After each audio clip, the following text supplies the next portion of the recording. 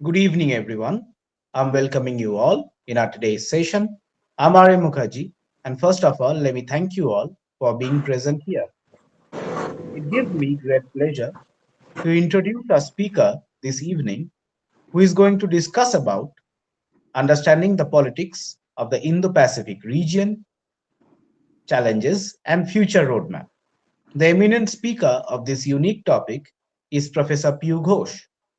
Professor Piyu Ghosh is MA, PhD in International Relations from Jadavpur University, Kolkata, and certificate in Human Rights from Indo. Currently, she is Associate Professor and Head in the Postgraduate Department of Political Science, Hooghly Mohsin College, Chinsura. She has special interests in international relations, international political economy, politics of South Asia, migration and refugee issues, and international humanitarian law. She is the author of the books titled International Relations and Indian Government and Politics, both from PHI Learning New Delhi, which are highly popular among the academicians and students of Indian universities. She has a monograph titled Bhutanese Refugees, a Forgotten Saga, which is based on rigorous research work and visit to the Bhutanese refugee camps in Nepal. The book titled International Relations First Fifth Edition received the Award of Excellence in the year 2020 in the category of Textbook College English from the Federation of Indian Publishers, the representative body of the publishers in India and affiliate members of International Publishers Association, Geneva. She has jointly edited the book titled Pandemics and Epidemics, Health, Polity and Economy, published by Department of Political Science, Lady Brabo College in July 2021. Her publication titled International Political Economy, Contexts, Issues and Challenges came out from the Sage Textbooks, New Delhi 2022, and has been republished by Routledge, India in December 2023. She has a number of articles in reputed journals and chapters in edited books to her credit. She has worked as an intern with the United Nations High Commissioner for Refugees, New Delhi. She has gone through training in peace studies in the Institute of Peace and Dialogue, Vienna, Austria, under pioneer teachers like Professor Johann Galton, Dietrich Fischer, Patrick Border, and Sarah Clark Habibi, who had illuminated her with their knowledge on conflict and conflict resolution. She has delivered lectures in several national and international seminars, including an invited lecture in the Department of Islamic Political Science, Academy of Islamic Studies, University of Malay, Kuala Lumpur, Malaysia. She has been a speaker at the plenary at the first international conference of Africa Asia Development University Network, Africa's Asian Options 2014, Malaysia. She has been also a plenary speaker at the international webinar Research Beyond Borders Collaboration, Linkages and Networking organized by Philippines Women's University, Manila, Philippines in November 2021. She is actively involved in the formulation of Fundamentals of Political Science, Glossary of Political Science from English to Bengali, under Commission for Scientific and Technical Terminology, Department of Higher Education, MHRD, Government of India. She has also been a part of UGC project under the MHRD program titled National Mission for Education through ICT tools organized by EMMRC, St. Xavier's College, Kolkata.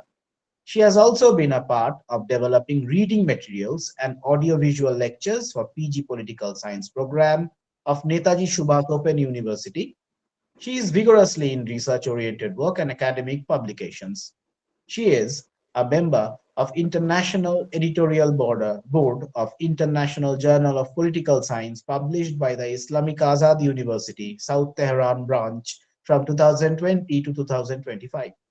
She has been the senior associate editor in PWU journals, PW Research Journal, Compendium, Bidlisi, Perspective, and Bugos from December 2021 until July 2026, Philippines Women's University. She is continuously into research and publication, along with dispensation of her academic responsibilities with her dynamic personality. Now, I request Professor Piyu Ghosh, ma'am, please start your deliberation. Thank you, thank you. So it's a pleasure. So if I deliver my lecture in English, it won't be a problem, I think. Or should I go for Bengali or bilingually? If you can just enlighten me on this aspect, which will be more comfortable with the audience. Which language should I? Should I go for English? Please carry on in English.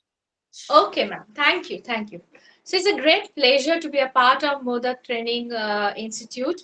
And I thank Gagi ma'am for time to time for maintaining a liaison with me because nowadays I have to do a lot of traveling to Hooghly.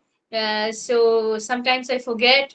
So she's always there to give me a reminder that Piyu, you have to do this, you have to do that, and I always like to interact with this kind of educational circles because you might also find some of my students amongst the audience tonight.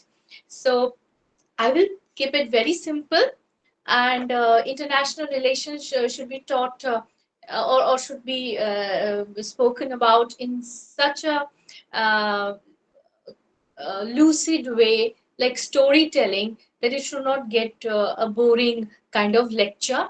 Instead of going into the heavy theoretical stuff, I would just simply go into and try to make you understand the geopolitics and the great game that is emerging or evolving in the Indo-Pacific region. Okay, so with that kind of a pleasant note, let me get into a very kind of tough topic, and it's a huge area, and that's why I said I won't go into the heavy stuff.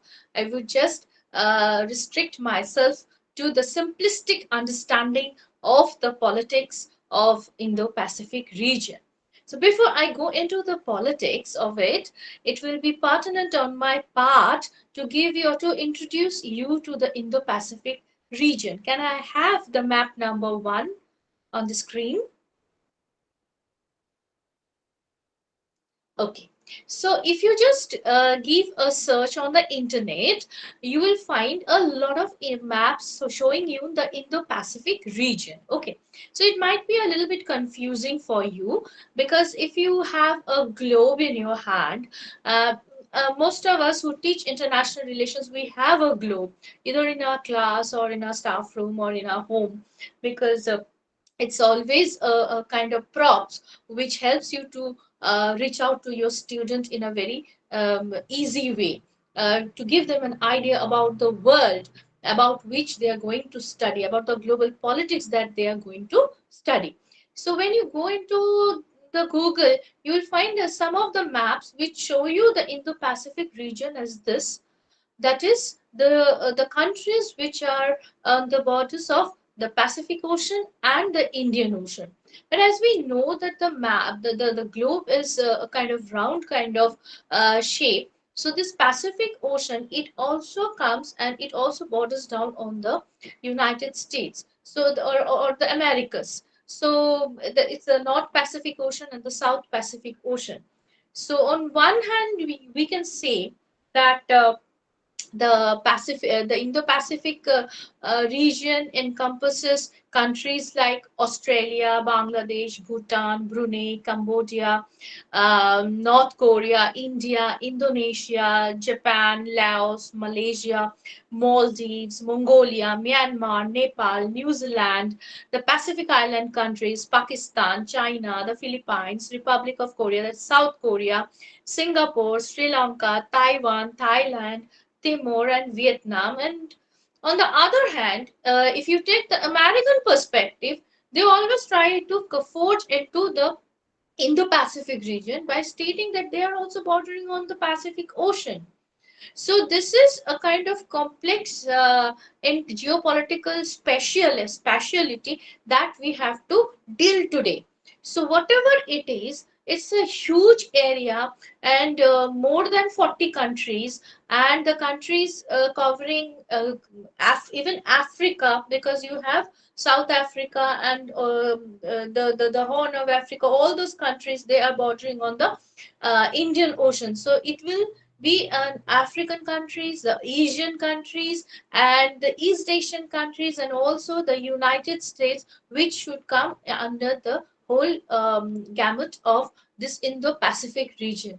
So when we are talking of such a huge region, you always know that it's full of complexities. So can I have the other map, map number 2, where the US is also? So yes, so this is the world map, which will also show you that the Pacific Ocean is also on the bordering on the US side. So on working on that logic, US just enters into the entire politics of the Indo-Pacific region. Okay, so now you can just remove the map and I can be on the screen. Okay, it's a huge region, and when we come to the when we have already been introduced to the geopolitical entity of the region, let me introduce you to the political economy of the region. Why this region is such a hotspot of conflict, or hotspot of attention, or hotspot of global politics, or the great game is gradually evolving or emerging in this area. Because given the names of the countries which I read out, almost 40 of it, you can just find out that 50% of the world GDP by 2040 will be commanded by the countries of the Indo-Pacific region, which means by 2040, one third of the global economy will belong to the Indo-Pacific countries. And it commands 65% of the world population and 37% of the world's poor. And to give you more precisely the economic picture, the economic biggies, or the economic players of this region, will have the five world's largest economies in this Indo-Pacific region, namely China, India, Japan, Australia, South Korea. So, and if you include USA, though, it's a huge economy. So, the economic potential of this area is very important. What makes this area another, why it is more important is because it commands the trade routes, the SLOCs, that is the sea lengths of communications from east to west. And once this is chapped or it is blocked, the entire world will come to a halt. So that is the key or the puzzle around which the entire politics of Indo-Pacific region evolves. You'll be surprised that 60% of global maritime freight is unloaded in about 40 in about most of the countries of the Indo-Pacific region, and 40% is loaded and sent to the rest of the world. So you can see the volume of trade that passes through this Indo-Pacific region. And this is not my kind of data. It has been given by the United Nations Conference on Trade and Development. And this data, that is 60% is unloaded and 40% is loaded, is in the year 2022. Now, why this sea lines of communication is very important is because if you look at the map, you see the entire water body from the Pacific Ocean to the Indian Ocean to the Arabian Sea to the Persian Gulf. This entire area is very important for the supply of oil. Sorry, oil lines. So any kind of disruption in this supply chain, I'm very sorry, I have a very bad cold. Any kind of disruption in this supply chain will mean harm either to the countries of Asia, to the countries of Africa, to the countries of Europe, to the country of USA. So, in order to secure the SLOCs, that is the sea lanes of communication. You find USA jumping into the politics of Indo-Pacific. You have India coming into the politics of Indo-Pacific. You have Australia, Japan, Malaysia, Philippines, all coming into the politics of Indo-Pacific region. Because the one factor which has changed the entire architecture of global politics since the pandemic, even before the pandemic, since 2008, and more so after the pandemic, is the China factor. And the presence of China and the rise of China is now shaping the outlook of the countries of the Indo Pacific and the political game that is evolving in the Indo Pacific. So you have this China factor, which is conditioning the outlook of USA, the outlook of India, the perspective of Australia, the perspective of South Korea, the perspective of Japan, and obviously the other countries. But these are the key players in the Indo-Pacific and also the other countries of this Indo-Pacific region. So you cannot avoid this China factor because the world is not bipolar as it was during the Cold War. It is not unipolar as it was in the 1990s. It is a multipolar world. And the key players now are evolving from are non-Western countries and evolving from the Asian countries. And the main contenders here you have the two big neighbors, China and India, into a struggle, into a strife, and balancing of each other. And in balancing of each other, you find India coming into an alliance with USA, sometimes with Japan, sometimes with Australia, and embarking on the Actist policy to have a robust, extended neighborhood in Southeast Asia, to which will be like a bulwark against Chinese expansionism in the Indo-Pacific region. So you have to understand the politics or these all politics of these countries as or vis-a-vis the presence of China in this entire region. Why it is that the Chinese expansion is giving or making us so nervous? Or rather, China is also a bit nervous about India and USA going into and forming the Quad. Why is this nervousness on both the sides? Now, if you just look at this region, you will find that this region is showing signs of instability because you find that Myanmar, you have the Rohingya problems, the human rights violations that are taking place over there.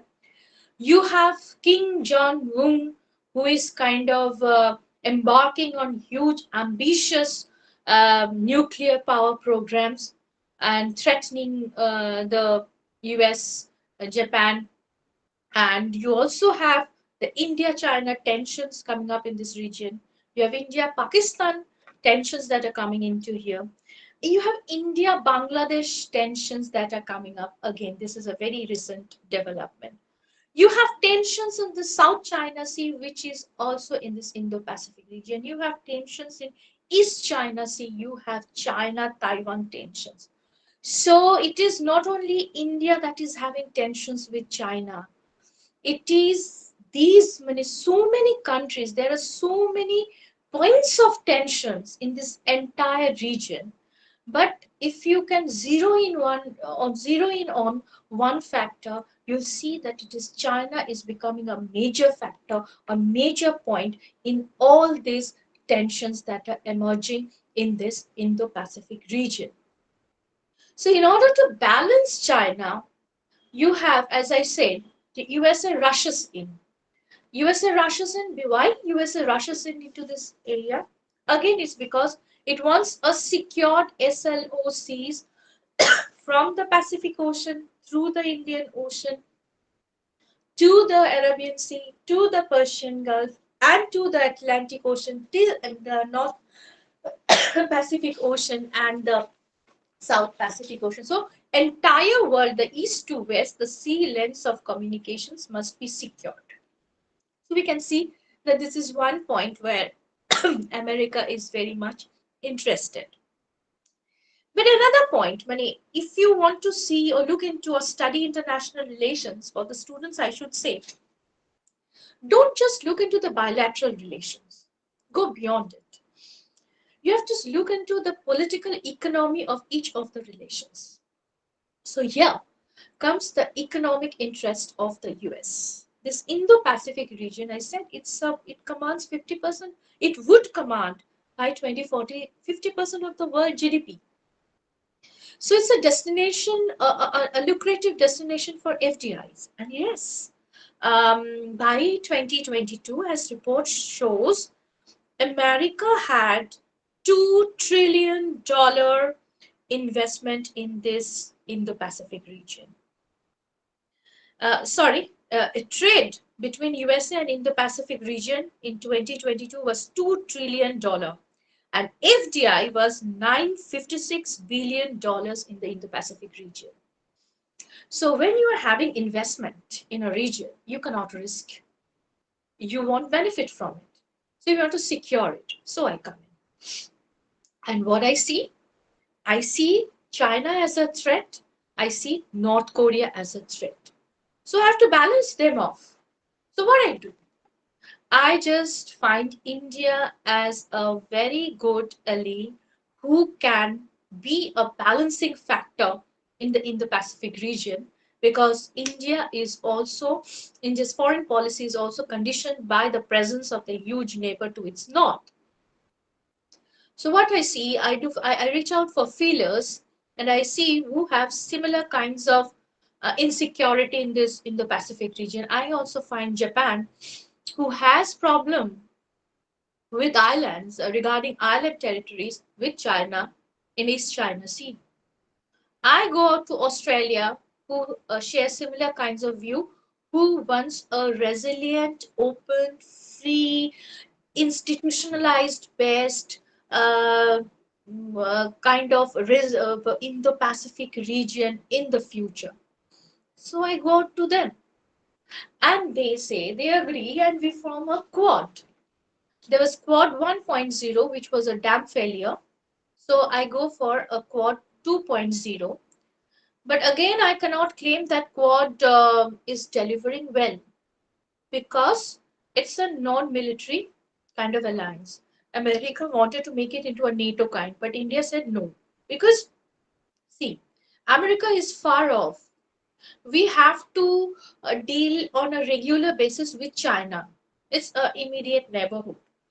Now, if I kind of pursue a military kind of alliance in the Indian Ocean or the Indo-Pacific region, the backlash I will get is on my northern borders, or from Pakistan, or from Bangladesh, or from Sri Lanka.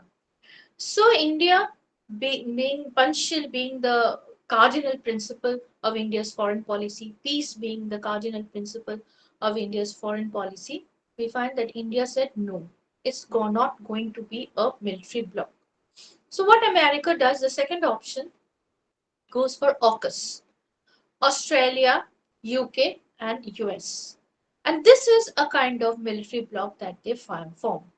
So once this AUKUS was formed, the Quad, it became a little bit irrelevant. Sometimes they meet and they take pledges about creating peace and sustainable development, blue economy in the Indo-Pacific region. But we all know that those are big kind of pledges which are not kept. Even the United Nations, the Sustainable Development 27 goals, it could not be met, and the Millennium MDGs, they could not be met. And by 2030, the pledge was taken that the MDGs would be met, and that pledge, I think, would again have to be extended by 2040 or 2050. So we know that once this AUKUS is formed, this Quad has just become a paper tiger. The third thing, which is a very, very recent kind of development, is a squad. What it is? It's a squad. Now, squad is very important. The four members who constitutes the squad is overlapping with the quad or AUKUS, but one particular member is very important. There's the US, there's Japan, there's Australia. Instead of India, you have now the Philippines. Because it's with the Philippines that you have most of the territorial disputes in the South China Sea with China. So the Philippines and Biden's administration, they worked out the preliminaries of how they are going to uh, have their future relationship. And finally, this kind of squad has come up, and let's see how it functions. And the fourth kind of thing which the US has done in this Indo Pacific region is a trilateral. With the US is there, Japan is there, and South Korea is there.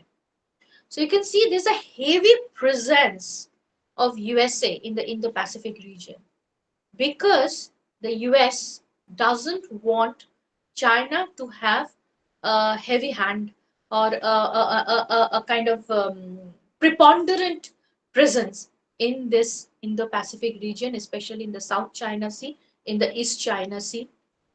And what we find is that China, off and on, is claiming the Spratly, the Paracel Islands, its own, the Senkaku Islands, as its own, and sending ships, patrolling ships, into the waters of the Philippines.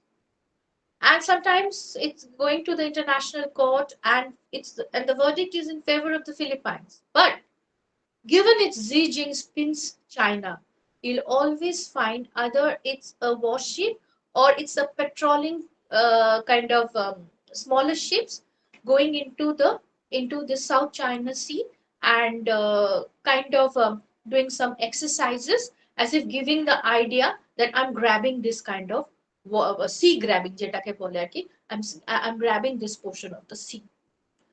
So you can feel that আমি ওই যে টেনশনের কথাটা বললাম যে why is that USA is having tension? It's because of this. And similar tension India has. Because the point, the very small bottleneck kind of point, যেটাকে আমরা straits বলি, where the Pacific Ocean meets the Indian Ocean is the Gulf of Malacca. And there is this presence of choke point dilemma, which is suffered. This dilemma, both the parties they suffer. USA as it suffers, but India and China they both suffer. China fears if because of the activist policy, if India is so much friendly with the Southeast Asian countries, with their help, India can choke the Malacca, the Straits of Malacca. And once India chokes the Straits of Malacca, the oil line, the oil supply line to Beijing will be cut. And life will come to a halt for China. And similarly, India thinks that by this patrolling and sending the ships, and if somehow China cuts off the Gulf, the Strait of Malacca, it will be a kind of a dangerous situation for the entire world as well as India. So this Gulf of Malacca is another nervous point which has which compels this India, USA, Australia, Japan to come together and balance off China. Now, if you just sail from the South China Sea to the Indian Ocean, through the Arabian Sea, and go to the Persian Gulf, there's also the Strait of Hormuz between Iran and Oman. And it is this small bottleneck which connects Persian Gulf to the Gulf of Oman.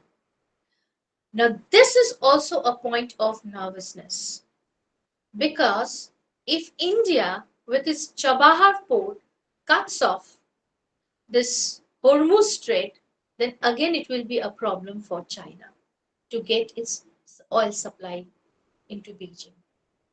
So China has started to play games in the African countries and trying to establish ports in the in those countries which are bordering on the Indian Ocean, so that this Hormuz dilemma, which China suffers, can also be a pain in the neck for India.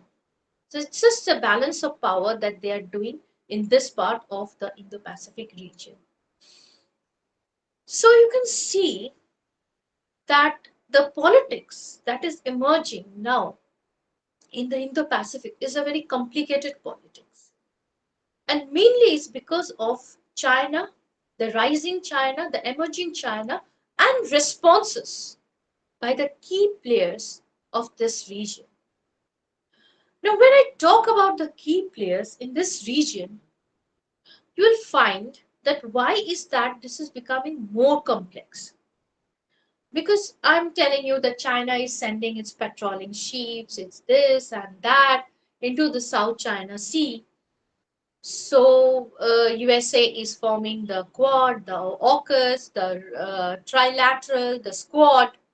But this is not enough because you have to have a military presence in this entire region in order to balance off China. Because if you just remember uh, Chanakya's foreign policy, the circle of states that he talked about, you'll see the same thing China is doing with India when it's embarking on the string of pearls strategy. Now, what is the string of pearls? তা মেয়েরা আমরা তো গলায় পুঁথির মালা পরি, সেই পুঁথির মালাটা আমরা দেখি একটা সুতোয় বাঁধা আছে এবং এরকম ভাবে যাচ্ছে, ঠিক সেরকম সুতোয় বাঁধা পুঁথির মালার মতন on the southern part of India, China is encircling India and containing India. That India should not come out of South Asia. And this puthir mala, it is extending again from Africa to the South China Sea. So you have Port Sudan, a part of the string of pearl strategy. These are naval bases, these are military establishments which China is establishing by extending soft loans to these countries which are poor and starved of hard cash. In this way, China is luring these countries and establishing its bases. So, if you look at Port Sudan, the Horn of Africa, you have it. You have Port de Vujote, you have Hambantota, Sri Lanka, you have Chittagong, you have Sittwe in Myanmar, and so on and so forth. But the most important of it is Gwadar, which is in Pakistan. This is a part of China's MSR, Maritime Silk Route. And we are all aware of the OBER or the Belt and Road Initiative. I'm not going into this. I'm just dealing with the oceanic part because that will take another 1 hour if I go into the OBER and BRI. I'm just dealing with the oceanic part of it. So you have the presence of such deep water ports around India, encircling India, so that India does not come out of the South Asian region. So most of the politics is arising out of this. So if this is string of pearls, what should be the response of America? So America also has a heavy presence in this region, and it's known as the American diamonds. Now, what are the American diamonds? Most of us are very familiar with it. First and foremost is Diogo Garcia. Then you have Australia, then you have Bahrain, Egypt, Indonesia, Kenya, Kuwait, Oman, Qatar, Singapore, UAE, Djibouti again, both are eyeing Djibouti. So these are the places where America is kind of having military presence in order to balance off China and having a heavy presence in the Indo-Pacific region. So given China with its string of pearls strategy and US with its diamonds, what about India? Are we having some kind of strategy? Because if we don't have a strategy, we are on a back foot. International relations is survival for the fittest. If you want to survive in the troubled waters of international relations, you have to have a prudent foreign policy. You have to have a realistic political thinking. You have to be futuristic. You cannot be acting on a case to case basis, on an ad hoc basis. You must have a well structured policy, which are really we are having, and we have a very good Minister of External Affairs, Professor Dr. S. Jaishankar, who has this kind of vision to how to just navigate in the troubled waters of international relations. And his book is a must read for every student who has interest in international relations. So India in the 90s, it started off on a smaller scale with the Look East policy, which now has become the Act East policy. This is part of India's necklace of diamond policy. So you have string of pearls, you have US diamonds, and in for India, you have the necklace of diamonds. The first diamond is, of course, bolstering your relations with your extended neighborhood in the Southeast Asian countries because they suffer from the threat of China and from conflict, territorial conflict with China. So when you have similar kinds of interest, you can come closer and form alliance. So first and foremost, India has the Act East policy. Next, India has the Chabahar port. The Iranian Chabahar port is developing, the Indians are developing the Chabahar port so that it can play the Hormuz dilemma with China. That if you are doing if you are doing some excess, I can just cut off the line of supply using Iran. But as we see, China is also very intelligent, and China is developing the ports in Sudan, in Djibouti, and also it's a kind of developing relation with Iran. So India has to be very careful because there's no permanent friend or enemy in international relations. So I can be your friend, but the next moment I can be your foe also, your enemy. So given that the second diamond being the Chabahar port, India now goes out to Singapore, and there we have the Changi Naval Base. That's the third diamond. And the fourth, fifth, sixth, seventh diamonds are all within inside India. India is working heavily in developing naval bases in Andaman Nicobar Islands. And if I name a few of the naval bases which are very crucial and very critical, you see how these ports, how Andaman and Nicobar, these naval bases, are such geographically placed that their proximity with Bay of Bengal and the South China Sea and that Gulf of Malacca is very significant. So when I invest in developing a port in the Greater Nicobar Island, it really gives a nerve shock to China. So if I just name a few of these ports which India is developing, or naval bases which India is developing, and it's quite commendable, is INS Kalaikunda, INS Jarwa, INS Utkarsh, all in Andamans, Car Nicobar, INS Kardeep, The most important in the Greater Nicobar is the Campbell Bay, which is an INS Bars. So India is also not far behind. It's developing its necklace of diamonds. So you can see that the politics is brewing. যেরকম আমরা coffee গরম করি, গরম চা সেরকম politics is brewing, and to use Dr. Jayashankar's word when he was kind of explaining in the Lok Sabha the situation in Bangladesh.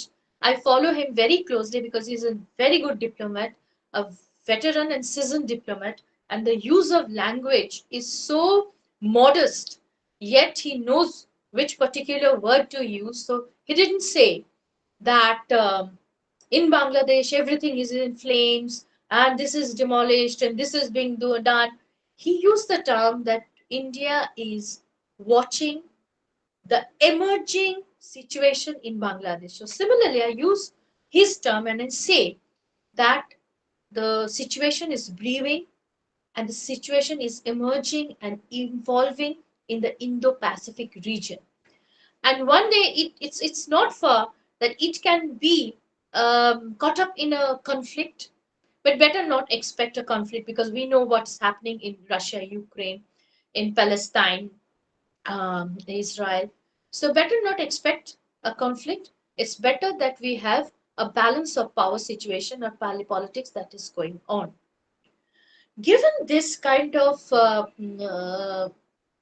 heavy presence of military presence of these countries in this area, we know that, and also provided that there are so many tensions, which I made it clear as I began my lecture that there is North Korean tension, there's Myanmar tension, India China, India Pakistan, India Bangladesh tensions.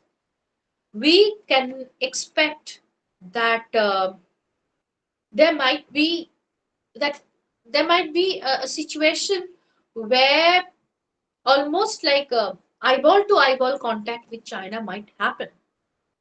And if I just uh, mention that there's this conspiracy theory that is coming up regarding this Bangladesh problem, that there were some foreign hands, as Sheikh Hasina had once in 2023 had said that if I had handed over the St. Martin's Island to the US, I think my regime would have been more stable. Now, what is this St. Martin's Island? Now, we know that China has its presence in the Chittagong port.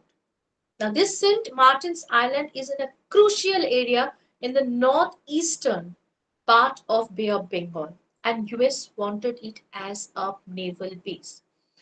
And Hasina refused to surrender the sovereignty of St. Martin's Island. And if the St. Martin's Island is in reality, at present, is handed over to the US, then the naval bases in our Andaman and Nicobar, the proximity would be very um, less, and there can be tensions between the presence of the same US base in the St. Martin's Island and the Andamans and the Situate port in Myanmar, which is being developed by by China. So your this Indo-Pacific conflict can just be in the backyard of India. So hope not that the St. Martin's Island is handed over to the US and this China-India conflict is just into the backward into Bay of Bengal in this region. So given these complexities, now let us see what future is evolving, or what future roadmaps can we have in the global politics that might be emerging in this area. Firstly, South, as we say, as I said, China, India, USA, they will be the major players, undoubtedly, along with Japan, Australia, and South Korea. Undoubtedly. China Taiwan clash is going to be another hotspot of tension. Sri Lanka, Bangladesh, Myanmar, this instability will be there. Off and on, they are going to disrupt the regional stability. It's for sure.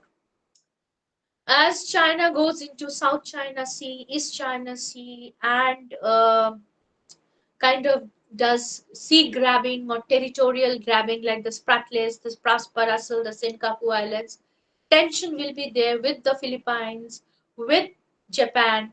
This will be there undoubtedly. No one can say that there will be perpetual peace in the Indo Pacific. No, it's going to be another situation that is quote unquote evolving or emerging. So, what can be done is India should bolster, should strengthen its activist policy. The ASEAN should come in a big way and strengthen itself to balance off uh, China or act as a major kind of balancer in this area. The IORA or the Indian Ocean Rim Association must be very active and try to ensure a resilient economy and a resilient region. This Indo-Pacific as a resilient economy and as a region as such, and must also ensure a free, open Indo-Pacific region. And for this, IORA should not be a paper tiger only.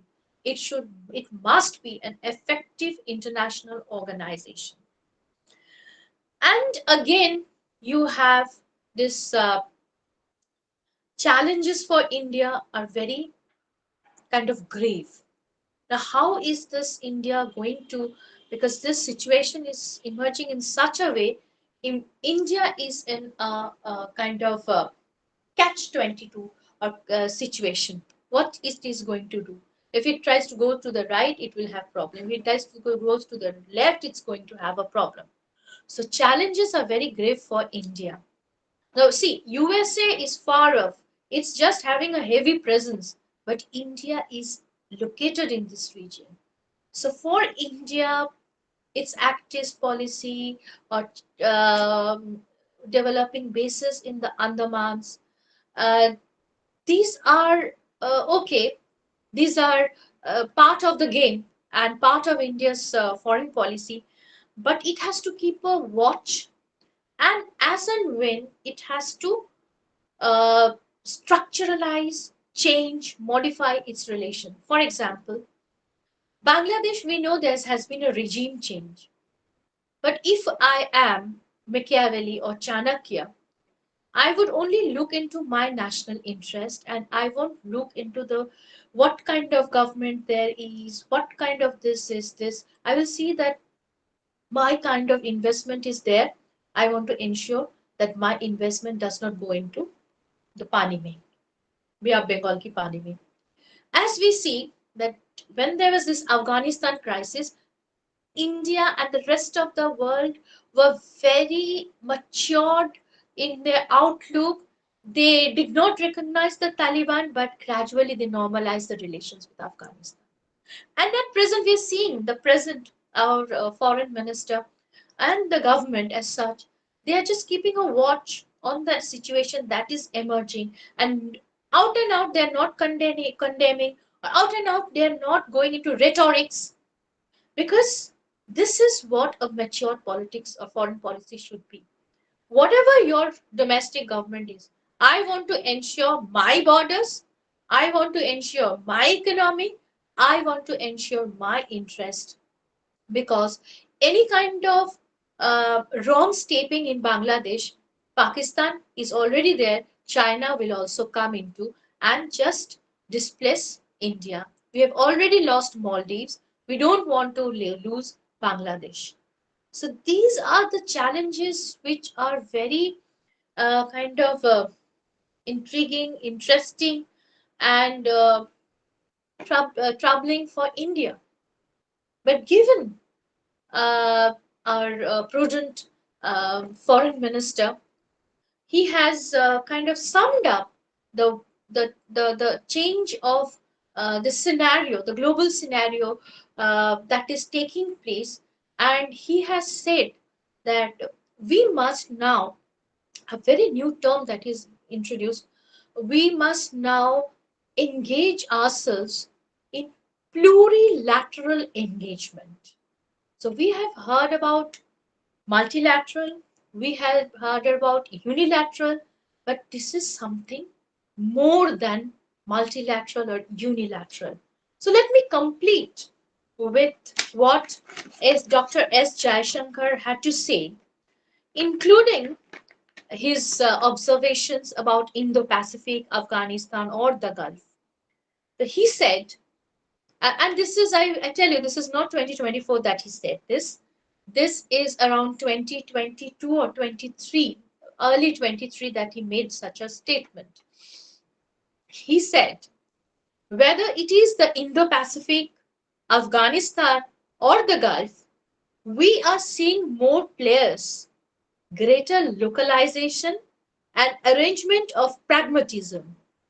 We are not entering a world of great, sorry, we are now entering a world of great plurilateralism. So he's using this word. He's introducing a new term.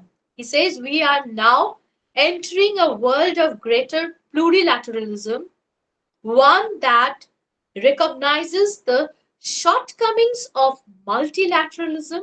And he says that we all know the who felt the WTO is manipulated by China. So he says the shortcomings of multilateralism, the limits of bilateralism. We know we all have bilateral tensions with our neighbors, and the untenability of unilateralism.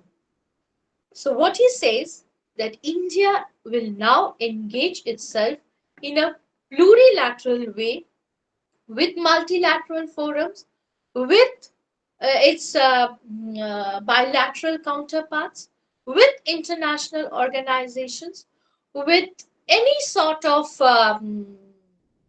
organization, in a multilateral organization, but it should be a plurilateral engagement. Now, what is that? To make it clear, that Russia ইউক্রেনে যখন যুদ্ধ হয়েছে, তখন কিন্তু India যে mature স্ট্যান্ডটা নিয়েছে, ইউএনএ abstain করেছে, রাশিয়ার সঙ্গে থেকে কিন্তু তেল কিনেছে, আফ্রিকার সঙ্গে ভালো সম্পর্ক রেখেছে, ইরানের সঙ্গে সম্পর্ক রেখেছে, and so because it had to ensure that রাশিয়ার সঙ্গে যদি খারাপ সম্পর্ক হয়ে যেত, তাহলে চায়নার এখানে আমাদের অসুবিধা হয়ে যেত। সো চারদিকে আমি আমার ফিলার্সটা দিয়ে রাখবো, দ্যাট ইজ প্লুরিল্যাটারাল এনগেজমেন্ট। আমি ও কেন ওখানে কেন তালিবান বলে আমি চুপ করে বসে থাকবো না, আমি ওদের সঙ্গে রিলেশন করবো না। Wait, watch and see, and gradually normalize, and that is a prudent statesman, what any prudent statesman would do. And India now has a very matured foreign policy. যখন আমি বাইরে যাই, আমি জাস্ট সাউথ আফ্রিকা থেকে ঘুরে এলাম, you can just feel the heavy presence of this Indian diplomacy all around the world. যখনই আমি বলছি যে I'm from India, আগে যখন গিয়েছিলাম হচ্ছে from India এরকম, but just from India, you're from India, এই যে একটা আমরা পাচ্ছি feedback, is because India is not a level. It's the fifth largest economy. It's going to be the fourth largest economy, and it's the first in population and young population, and it has made a place itself in global politics. Now, why I'm ending with India is because we are Indians and we are more concerned about our challenges rather than the challenges that US and others have.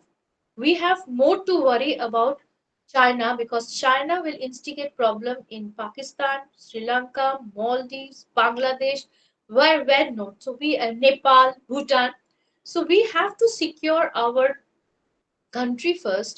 And for that, I ended my lecture by pinpointing on India's foreign policy, or India's responses to the emerging situation in the Indo-Pacific region.